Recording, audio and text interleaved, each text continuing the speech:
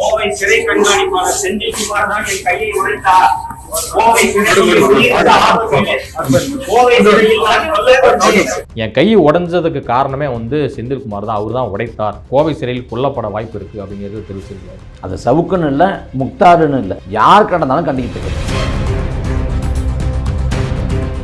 Felix ஜெரால்டுங்கிற 10 பேரை கைது பண்ணுறதுக்கு டெல்லிக்கு காவல்துறை அனுப்பின நீங்கள் அண்ணாமலை கைது பண்ணுங்களேன். நீங்கள் உண்மையிலேயே முதுகெலும்பு கொண்ட ஆளுமை கொண்ட ஆள் அப்படின்னா ஒரு ஆண்மை வேணும், முதுகெலும்பு வேணும். அது தமிழ்நாடு முதலமைச்சருக்கு இல்லை.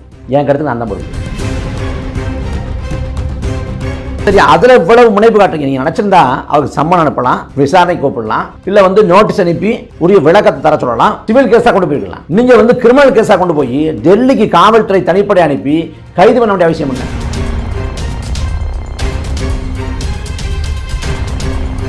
இது ஃபெலிக்ஸ் ஜெரால்டுக்கு விடுக்கப்பட்டிருக்கக்கூடிய அச்சுறுத்தல் இல்லை, மிரட்டல் இல்லை. தமிழ்நாட்டில் கூடிய பத்திரிகையாளர்கள் திமுக விமர்சிக்கிற மனதில் உனக்கு வேண்டாம், மனதை விட்டு திமுக விமர்சிச்சா நீயும் உள்ள போக. சவுக்கு சங்கரத்துக்கு உள்ள போட்டு மிதிக்கிறோம், நீங்களாம் ஏமாத்திரம் அப்படின்னு வெளிப்படையாக தமிழ்நாட்டில் கூடிய பத்திரிகையாளர்களுக்கு மிரட்டலும் அச்சுறுத்தலும் எச்சரிக்கை வரப்படுது. என்ன பேட்டி எடுத்த நெறியாளரை கூப்பிட்டு வச்சு திமுக ஐடிங்க மிரட்டுங்க. உனக்கு திராணி இருந்தா தெம்பு இருந்தா ஏன் தகவல் உண்மையான தகவலா ஆதாரம் இருக்கா? எடுத்த நெறியாளர் சொல்றாரு என்கிட்ட. சவுக்கு சங்கர் நல்லவர்னா சொல்ல வரல. சவுக்கு சங்கர் மனித புனிதர், அப்படி கட்டவர், நியாயவானு, விலை பார்க்க மாட்டாரு அப்படிலாம் ஒருபோதும் சொல்ல வரல. ஒருவேளை இதே போல இந்த சவுக்கு சங்கர் அதிமுக ஆட்சி காலத்தை கை செய்யப்படுறாரு, ஃபெலிக்ஸ் ஜெரால்டு அதிமுக ஆட்சியை கை செய்யப்படுறாரு, இன்னைக்கு என்ன சூழலா இருந்திருக்கும்?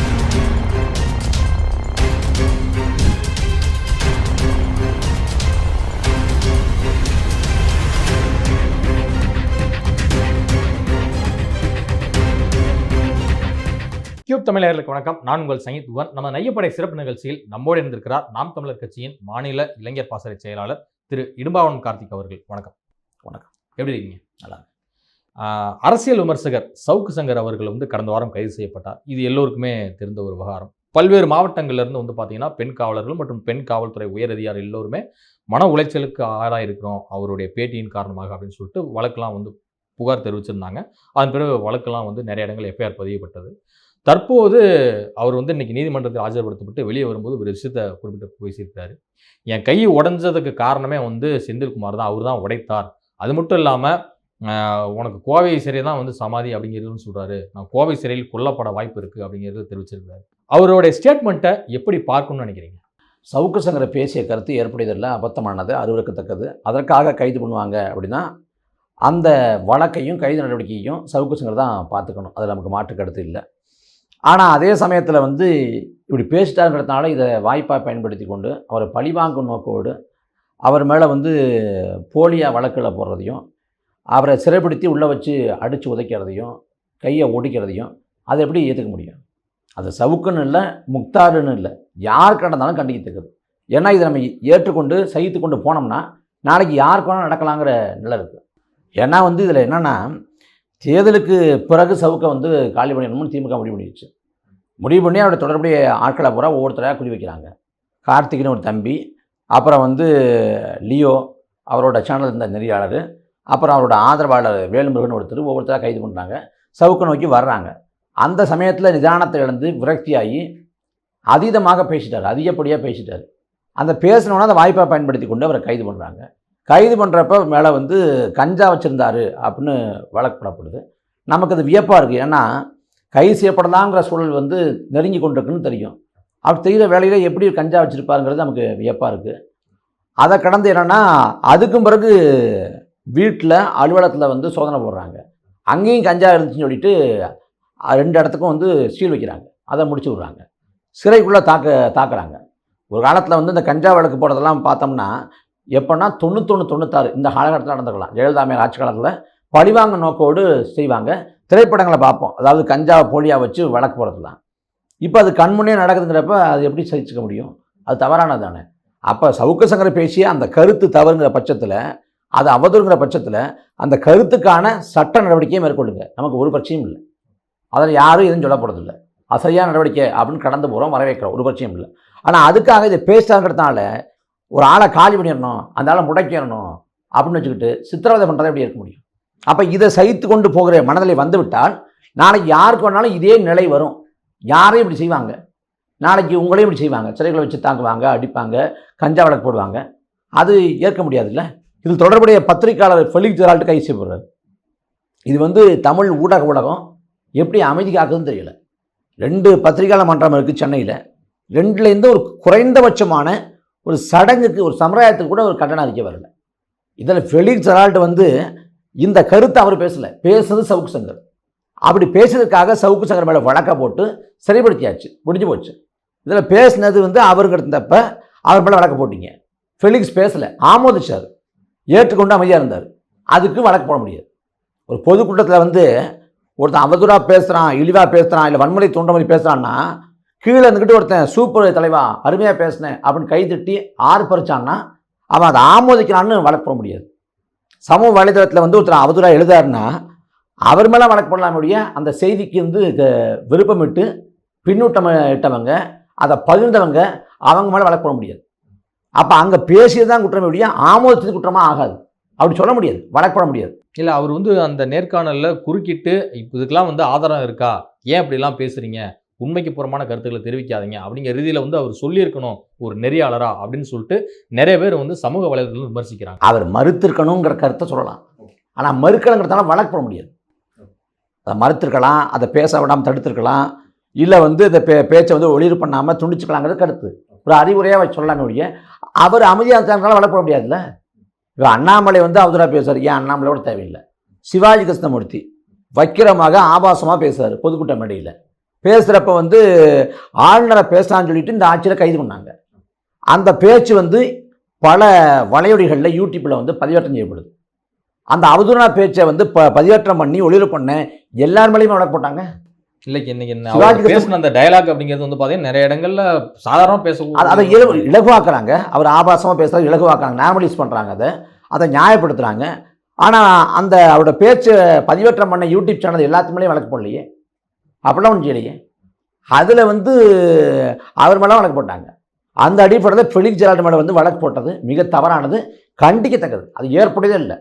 அவரை போய் தேடி பிடிச்சி டெல்லிக்கு போய் அங்கேருந்து பிடிச்சி கொண்டாந்து இங்கே அடைக்கிறாங்க, திருச்சி சிறையில் அடைக்கிறாங்க, திருச்சி சிறையில். சரி, அதில் இவ்வளவு முனைப்பு காட்டுறீங்க. நீங்கள் நினச்சிருந்தா அவருக்கு சம்மன் அனுப்பலாம், விசாரணை கூப்பிடலாம், இல்லை வந்து நோட்டீஸ் அனுப்பி உரிய விளக்கத்தை தர சொல்லலாம், வழக்கை நடத்த சொல்லலாம், வழக்கு போட்டு நடத்த சொல்லலாம். அவர் வெல்லுவார், சிவில் கேஸாக கொண்டு போயிருக்கலாம். நீங்கள் வந்து கிரிமினல் கேஸாக கொண்டு போய் டெல்லிக்கு காவல்துறை தனிப்படை அனுப்பி கைது பண்ண வேண்டிய அவசியம் என்ன? வேங்கவையில் குற்றவாளியே கைது பண்ணலை, அவனை இது வரைக்கும் கைது பண்ணல. தூத்துக்குடியில் 15 பேரை சுட்டு கொண்டவனை கைது பண்ணல. இதில் தொடர்புடைய எத்தனையோ பேர் அதிகாரிகள் இருக்காங்க முன்பலத்தில், தூத்துக்குடி படுகொலை தொடர்புடைய யாரையும் கைது பண்ணல.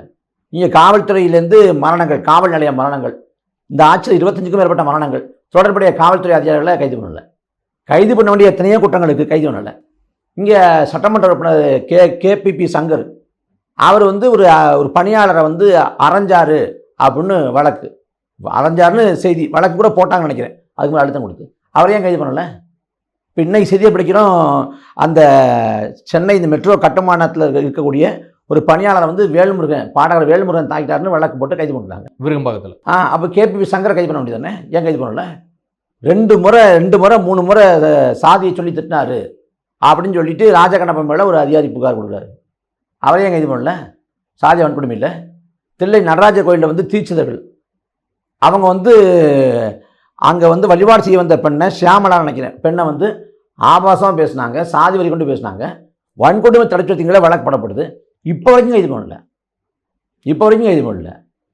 பணி செய்ய வந்து அதிகாரிகள் போய் அங்கே என்ன நடக்குது, முறைகள் நடக்குதா கணக்கு வழக்கில் அப்படின்னு ஆய்வு செய்ய போகிறப்ப, ஆய்வு செய்ய போகிற அரசு அதிகாரிகளுக்கு ஒத்துழைப்பு தராமல் அனுமதி மறுக்குது தீட்சிதர் கூட்டம்.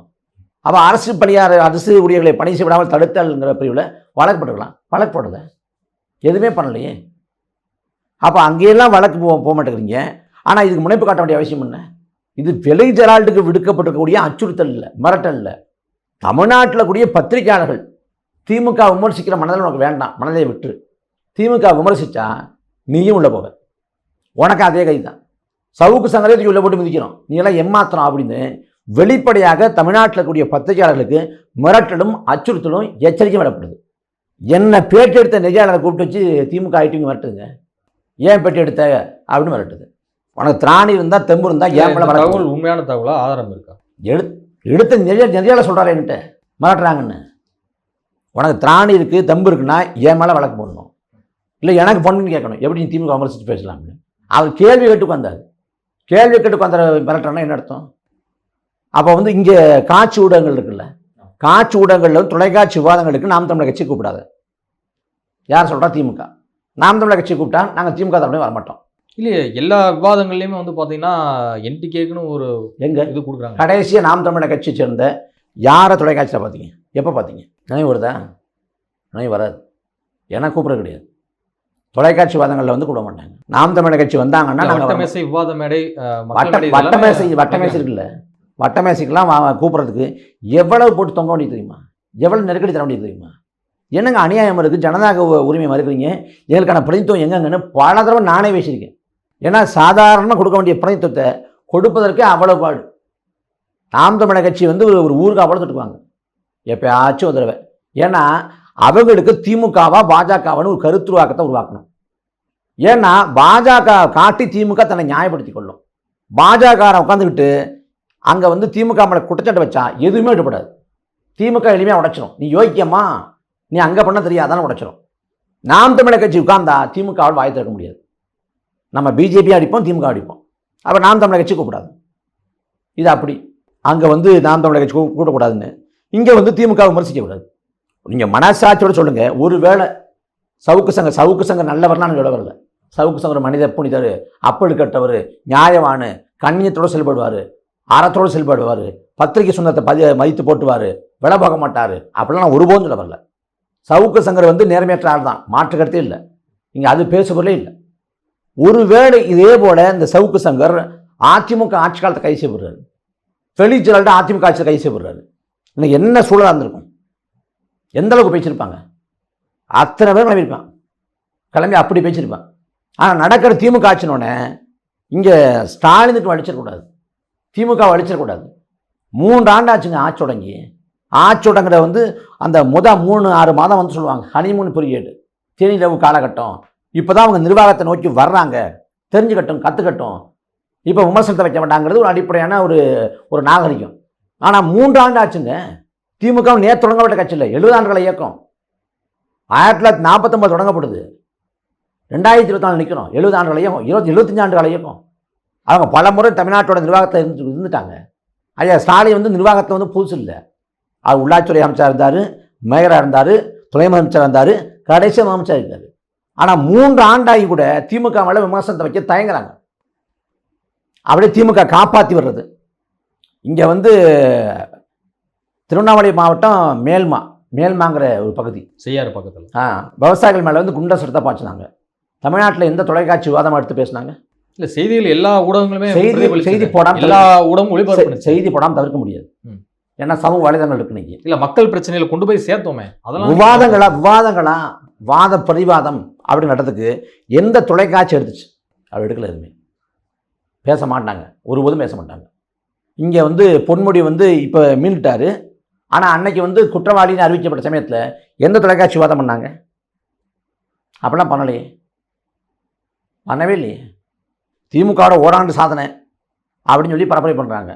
அந்த தலைமையில் அந்த சமயத்தில் வந்து ஒரு தொலைக்காட்சியில் விவாதம், திமுக ஓராண்டு ஆட்சி சமாளித்ததா சாதித்ததா சறுக்கலை அப்படின்னு அந்த தொலைக்காட்சியை முடிவு பண்ணிடுச்சு. அப்போ இதுதான் லட்சணம். இடிப்பாறை இல்லா ஏமாற மன்னன் கெடுப்பா இல்லாம் கெடுங்கிறது வள்ளுவரோட குரல் மொழி. கருணாநிதி சொன்ன பொருள் விளக்கம், ஒரு ஆட்சியோட தீங்குகளை சுட்டி காட்டலாம்னா அந்த ஆட்சி வீழ்ந்துங்கிறது. இது வந்து எழுதப்பட்ட காலகட்டங்கிறது மன்னராட்சி காலகட்டம். 2000 ஆண்டுனா மன்னராட்சி காலகட்டமாக இருக்கணும். அன்னைக்கு வந்து மன்னன் போய் மக்கள்கிட்ட வாக்கு கேட்கப்படுதில்லை, மன்னனை வந்து மக்கள் தேர்வு பண்ணப்படுதில்லை. மன்னன் மேலே மக்கள் கோபமாக இருந்தால் கூட மண்ணை வாரி தூட்டலாமே ஒழிய அவனை தோக்கடிக்கவோ இல்லை ஆட்சி விட்டு இறக்கவோ முடியாது. இதான் அர்த்தம். அப்போ அந்த மன்னராட்சி காலத்தை கூட விமர்சனம் வைக்கப்படணும், ஆட்சியோட நிறைகுறையெல்லாம் பேசப்படணும், அலசி ஆராயப்படணும்னு வள்ளுவன் சொல்கிறான். இது மக்களாட்சி. இந்த ஆட்சி நிர்வாகம் மக்களுக்கு தான். ஜனநாயகத்தோட எஜமான் மக்கள் தான். இங்கே வரி செலுத்தி வாக்கு செலுத்தி எல்லாத்தையும் தீர்மானிக்கிறது மக்கள் தான். சட்டமன்றம், பார்லமென்றம், இங்கே சட்டங்கள், திட்டங்கள் எல்லாமே மக்களுக்காக தான், உச்சபட்ச மக்கள் தான். ஆனால் அந்த மக்களாட்சியில் வந்து ஒரு ஆட்சியோட நிறைகுறையை சொல்லக்கூடாதுன்னு ஒரு கெடுபிடியும் நெருக்கடியும் கொடுக்கப்படுதுன்னா பாஜக ஃபாசிசம்ங்கிறாங்க. உண்மைதான், மாற்றுக்கிறதே இல்லை. பாஜக முன்வைப்பது அது ஆரிய ஃபாசிசம்னா நீங்கள் முன்வைப்பது திராவிட ஃபேசிசம். என்ன வேறுபாடு? நீங்கள் விவசாயிகள் வந்து ஒடுக்கப்படுறாங்க அப்படிங்கிறீங்க. டெல்லியில் விவசாயிகள் பாதிக்கப்பட்டால் ஐயா ஸ்டாலின் குரல் எழுப்புறாரு. ஆனால் இங்கே வந்து பரந்தூர்லையும் இங்கே மேல்மாவிலையும் விவசாயிகள் பாதிக்கப்பட்டால் அந்த விவசாயிகளுக்காக ஐயா ஸ்டாலின் பேச மாட்டார். அதிமுக ஆட்சி காலத்தில் கதிராமங்கலம் நெடுவாசலில் மக்களை வந்து விவசாயிகளை வந்து ஐயா எடப்பாடி பழனிசாமி ஒடுக்கிறாரு. இப்போ திமுக ஆட்சி காலத்தில் மேல்மாவிலையும் பரந்தூர்லையும் ஒடுக்குறாங்க. என்ன வேறுபாடு? அன்னைக்கு வந்து துண்டறிக்கை கொடுக்குறது வளர்மதி ஹைட்ரோவர் பணத்திற்கு எதிராக குண்டாசை பாய்ச்சுறாங்க. இன்னைக்கு விவசாயிகள் போராடுறாங்க, விவசாயிகள் மேலே குண்டாஸ். வேற என்ன மாறுபாடு இருக்குது? குண்டாசு வந்து அதிகப்படியாக வந்து தவறாக பயன்படுத்தக்கூடிய மாநிலங்களில் தமிழ்நாடு ஒன்று. சவுக்கு சங்கர் அவர்களையும் பெண் நெறியாளர் ஒருத்தரையும் வந்து பார்த்தீங்கன்னா இணைத்து கம்பேர் பண்ணி இணையத்திலலாம் நிறைய விஷயங்கள் வந்து பேசு பொருளாக மாறி நிற்கிது. இதை எப்படி புரிந்து கொள்வதுன்னு நினைக்கிறீங்க? இது என்ன மாதிரியான மனநிலைன்னு நினைக்கிறீங்க? இது வந்து ஆபத்தானது, அபத்தமானது, அருவருப்பானது. சவுக்கு சங்கர் வந்து உதயநிதி ஸ்டாலின் குறித்தும் ஒரு நடிகை குறித்தும் சேர்த்து வச்சு பேசுனது எப்படிப்பட்ட அபத்தமோ அதே போல் ஒரு அபத்தம் தான் இதுவும். இதெல்லாம் ஏற்க முடியாது. சவுக்கு சங்கர் செஞ்ச தனிப்பட்ட தாக்குதல்ங்கிறது ஏற்கவே முடியாது. அது யார் பண்ணால் தப்பு தானே.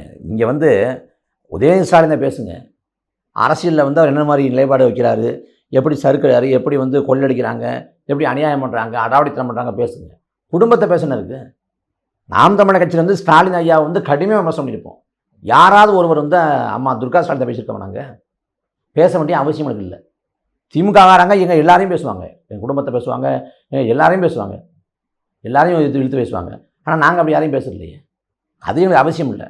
அதே போல் வந்து சவுக்கு சங்கர் வந்து அந்த நடிகை வச்சு உதயநிதி ஸ்டாலினை இழுத்து பேசலாம் தேவையில்லாத பேச்சு, அது அவசியம் இல்லாத பேச்சு. அதே போல் இன்றைக்கி அதே இதை வந்து இவங்க செய்கிறது தான் அருவருப்பானது, கண்டிக்கத்தக்கது. அது தேவையில்லைங்கிறேன். ஒவ்வொரு மனுஷனுக்கும் தனிப்பட்ட வாழ்க்கை, பொது வாழ்க்கைன்னு இருக்குது. அதை பொது வாழ்க்கையை பற்றி பேசலாம், தனிப்பட்ட வாழ்க்கையை பற்றி நாம ஏன் பேசணும்? நமக்கு அதை வந்து அதில் கருத்து சொல்வதற்கோ அதை பற்றி வந்து நம்ம திட்டவட்டமாக ஒரு முடிவுக்கு வர்றதுக்கோ நமக்கு என்ன உரிமை இருக்குது? அது அவங்க தனிப்பட்ட வாழ்க்கை. அதனால் சவுக்கு சங்கரை வந்து அவரோட இதை பேசலாம், அது பேச தேவையில்லை.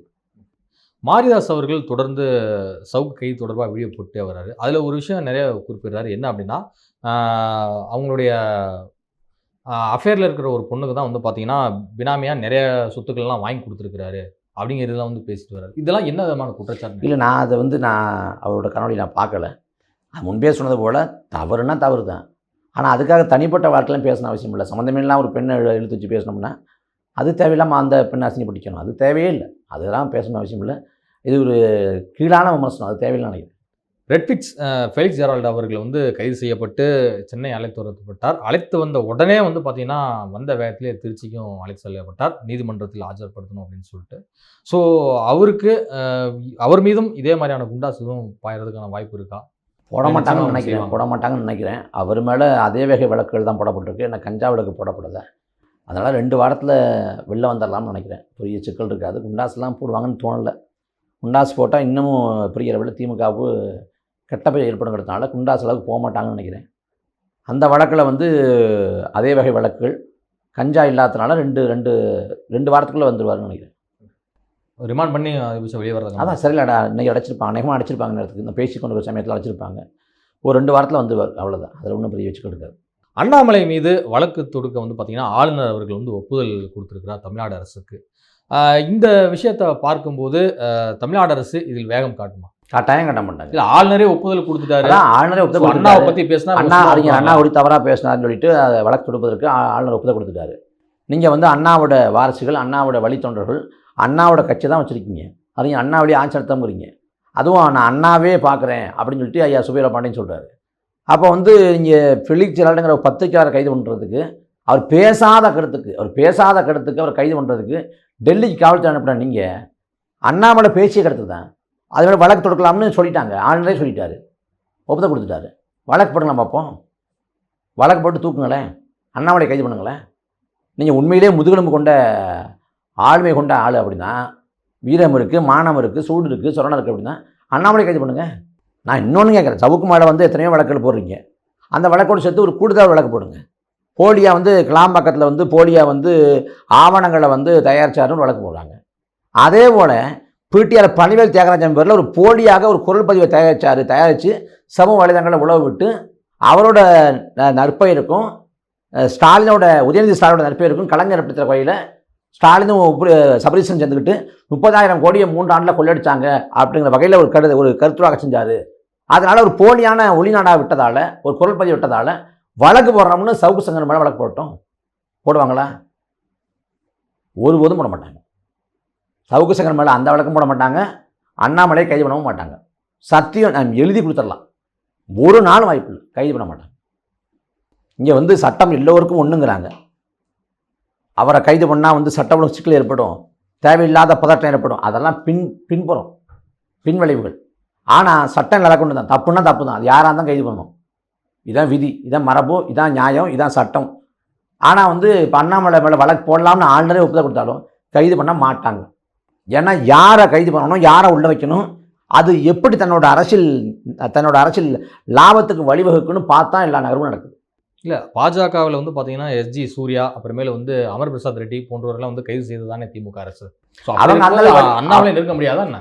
அமர் பிரசாத் ரெட்டி, எஸ்ஜி சூர்யா எல்லாம் பெரிய வலிமை கொண்ட ஆட்கள் இல்லை. அண்ணாமலை மாநில தலைவர், கைது பண்ண மாட்டாங்க. கைது பண்ணால் பாஜக கோவப்பட்டுச்சுன்னா என்ன பண்ணுவீங்க? தெலுங்கானாவில் சந்திரசேகர் ராவ் இருந்தார். அங்கே பண்டி சஞ்சய்குமார் நினைக்கிறேன் ஒருத்தர் மாநில பாஜக தலைவராக இருந்தார். அவர் வெறும் மாநில பாஜக தலைவர் மட்டும் இல்லை, பாஜகவோட பாராளுமன்ற உறுப்பினரும் கூட. அவரை 2 முறை கைது பண்ணார் சந்திரசேகர் ராவ், தூக்கி உள்ளே போட்டார். அப்படிலாம் போடுவதற்கு ஒரு வீரம் வேணும், ஒரு ஆண்மை வேணும், முதுகெலும்பு வேணும். அது தமிழ்நாடு முதலமைச்சருக்கு இல்லை. என் கருத்துக்கு நான் தான் பொறுப்பு. இதுவரை உங்கள் பல்வேறு கருத்து மிக்க நன்றி சார். நன்றி.